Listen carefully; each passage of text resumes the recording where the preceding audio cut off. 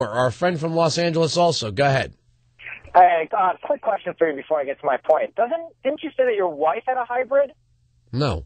She did. Yeah, she did. It just happened to be flex fuel. It was a flex fuel. It wasn't a plug-in. No. A hybrid doesn't have to be a plug-in. A hybrid can be a car that is a hybrid. There are plug-in hybrids and hybrids. I know, but I'm telling you what ours was. Ours, we traded it in. It was a flex fuel hybrid. Okay, so your wife had a hybrid. Okay.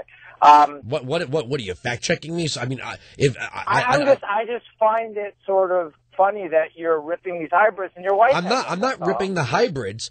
I'm ripping the fact that they said we should all drive these vehicles and we'll all save money. Now they're taxing. They want to. These states and governments are looking at ways at making up that revenue, so we won't be saving the money in the end.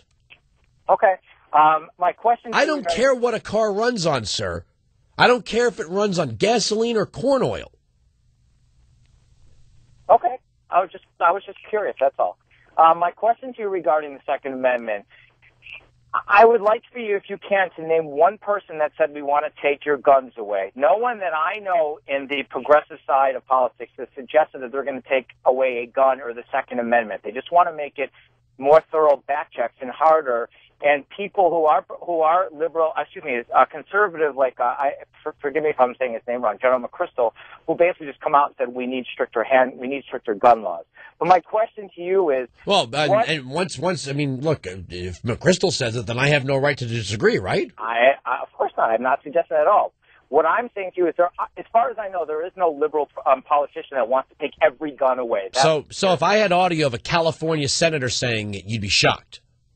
If a California senator said she wants every gun, including handguns, off, that's absolutely unconstitutional, and no liberal in their right mind should agree with her. Play Dianne Feinstein.